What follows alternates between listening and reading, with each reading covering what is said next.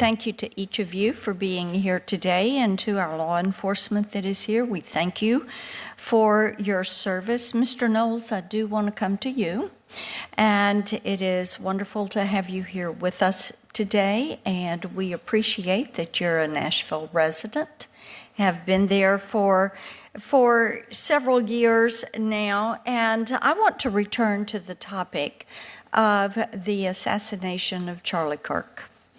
And one of the things that was quite disturbing to me was quotes that came from activist professors. And we had in Tennessee 3 professors that made just horrendous statements. 2 have been terminated. 1 is going through a termination hearing at this point.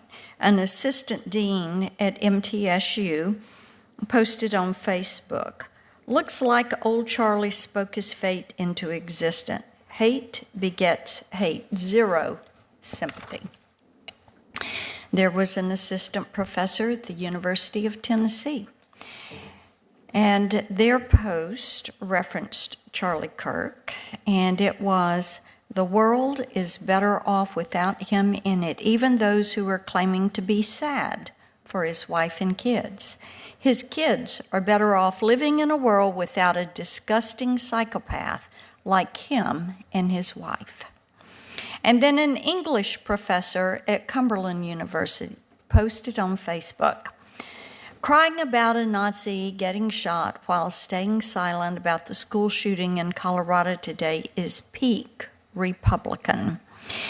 Now, I believe that people that praise violence should not be anywhere near our children. I do not know of a parent that wants their child to be receiving instruction from an individual who glorifies and applauds brutal murder, and the murder of a husband, a father, the murder of someone who believes, like me, that our nation has been kept free because we believe in robust, respectful, bipartisan debate. And I would like for you to talk for just a minute about what is happening in higher education and the role that seems to be playing in some of this violence and violent rhetoric.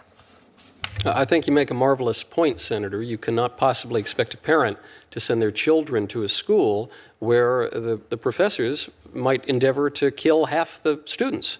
It would be like going to a restaurant with the assumption that the waiters want to poison half the customers or something like that. You can't go to a hospital where the nurses want to kill half the patients. It's just, you cannot operate a society that way. That is obviously beyond the pale. And if you are to permit that kind of speech into the marketplace of ideas, it doesn't have the effect of expanding the marketplace of ideas. It actually shrinks the marketplace of ideas. This is why the First Amendment obviously prohibits things like direct threats or obscenity or fighting words, because these are forms of speech that actually undermine rational discourse. I think Senator Booker made a good point just a moment ago when he said we have to self-examine, we have to be introspective. And I can't help but think of a line today. Jay Jones has the vision, commitment, and integrity to keep families safe and make sure every Virginian gets a fair shake in the justice system. I'll be working every day to ensure Jay wins this race. That's the endorsement of Senator Booker for a man who would seek to be the Attorney General of Virginia. This is a man who, if people have not been reading the news, has called for a Republican to be murdered, for his children to be murdered, for the children to die in their mother's arms in order to persuade the Republican to change his policy views, and a man who says that he would urinate on the graves of multiple Republicans. Senator Booker, in this spirit of introspection, is standing by this endorsement. So I suppose I would invite, well, perhaps I should have looked, because Senator Booker has left the room, and I think I can guess why. Senator Booker, I think, should practice what he preaches, because this is the kind of moment. You cannot have a professor who wants to teach students and is going to desire to kill half of them. You certainly cannot have law enforcement officers who would engage in this kind of violent rhetoric against half of their constituents. So long as anyone stands by an endorsement such as that, their words are meaningless. They are shedding crocodile tears on the topic of political violence. I find it just so astounding that we have professors that continue to be in classrooms and hold such views as I put on the posters behind me, and that parents are then having to address those issues with their kids. Thank you, Mr. Chairman. Thank you. Welcome back, Patriots. Before we get into this, make sure you hit that like button, subscribe, and turn on notifications so you never miss when we call out this madness the mainstream media refuses to touch.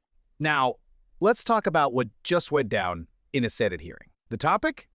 The assassination of Charlie Kirk and the absolutely disgusting reaction from people who are supposed to be shaping young minds in America's universities. A senator from Tennessee read off statements from 3 professors, all of whom basically celebrated Charlie Kirk's death. One said, "Hate begets hate, zero sympathy." Another called him a psychopath and said his kids would be better off without him. A third mocked conservatives for mourning his death, calling him a Nazi. 2 of those professors have been fired. The third is still under review. But let's be honest, why were these people in the classroom in the first place? Why should parents have to pay tuition to send their kids to schools where professors openly justify violence against anyone who disagrees with them politically? The witness, Mr. Knowles, put it perfectly. He says it's like going to a restaurant where half the staff wants to poison you, or a hospital where the nurses want to kill half the patients. You can't build a society like that. He's right. You can't claim to stand for education and free thought when you're promoting hate and violence. And here's the real kicker. Noel's called out Senator Cory Booker directly. Booker had just finished preaching about introspection, about how we all need to be more reflective when it comes to political division. But what does he do? He endorses a man who literally called for Republicans to be murdered and said he'd urinate on their graves. Booker's words are meaningless if he stands with that kind of hatred. It's hypocrisy of the highest order. This is what's happening in America right now. The left talks about tolerance, inclusion, and unity, but only if you agree with them. If you dare to think differently, if you love your country, your faith, your freedom, you're labeled the enemy. And now, we've reached the point where people are openly celebrating political assassination. That's not progress. That's moral decay. Patriots, this is why we have to stand strong. We need to demand accountability from our universities. We need to support leaders who actually defend freedom of speech, not just when it benefits their side. And we need to remind this country that civil debate, not hate, is what keeps a republic alive. If you're tired of the double standards, if you're tired of the media covering up for this insanity, hit that like button, share this video, and subscribe for more truth that the left doesn't want you to hear. Because together, we're going to keep shining light on this darkness.